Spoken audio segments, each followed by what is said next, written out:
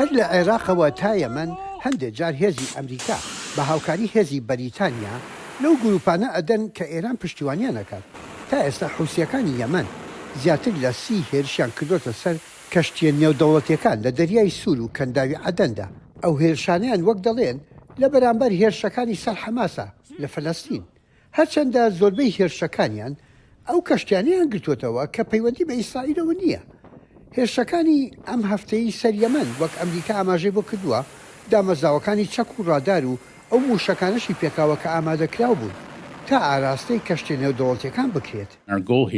لێرەدا ئامانجمان تەنها ئەوەیە کە دڵنیا بین لە سەلامەتی و ئارامی دەریای سوور بۆ کەشتێ نێودەوڵەتیەکان و کەشتیوانەکانی. کۆمەلگای نێودەوڵەتی داوا دەکات دەست بەجێ کۆتایی بەو شەڕە بێت.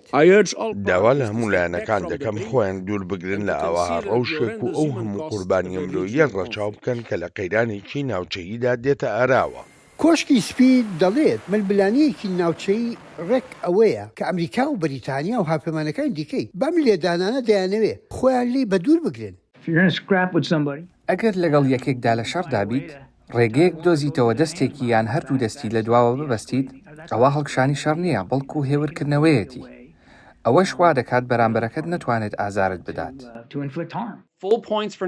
تەواوی خاڵەکان کە ئاماژەن بۆ نەبوونی خواستی کەوتنەوەی شەڕی ناوچەیی بەڵام هەواڵەکان دەری دەخەن کە یەکێکمان هەیە. ئەم شیکەرەوەی پێی وایە ئەمریکا لە ڕۆژهەڵاتی لاوەڕاستدا بەتوندی لە هێزەکانی سەر بە ئێران نادات. ئەوان بەردەوام هەوڵی کوشتنی ئەمریکی دەدەن تاکە هۆکار کە لێمان نەکوژراوە ئەوەیە کە ڕێوشوێنمان گرتوۆتە بۆ بەرگری لە خۆمان و کەشتەکانمان. ئەو شیکەرەوەی دەژڵێت وەڵامە لاوازەکەی ئەمریکا هێرشبەری کۆتایی لە بەرچاو ناگرێت کە ئێرانە.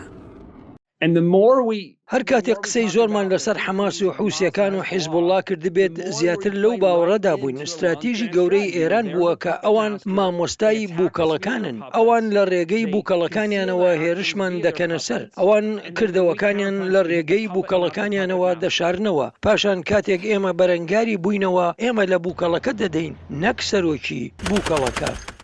نیگەرانیەکان لە کۆنگرێسی ئەمریکا زیادی کردو بە تایبەتی لەو سەروەختەی پشتیوانی دارایی زیاتری سوپای ئیسرائیل ڕاگیرە هەروەها پشتگیری زیاتری ئۆکراینیا کە هێزەکانیان وا 2 ساڵە شەڕی داگیرکاری رووسیاکەن. وەزیری بەرگری ئەمریکا میوانداری دایان وڵاتی کرد کە یەکەم کۆبوونەوەی گروپی بەرگری لە ئۆکرانیا لە کاتێکدا بوو کە ئەو پارەی لەلایەن کۆنگرێسەوە تەرخان کراوە تەواو بووە. گروپەکە دەشخوازن ئەو هاو ئاهەنگیە سەربازیە بەردەوام بێت. بەڕێز ئایا ئۆکرانیا ئەو شەڕە ئەباتەوە؟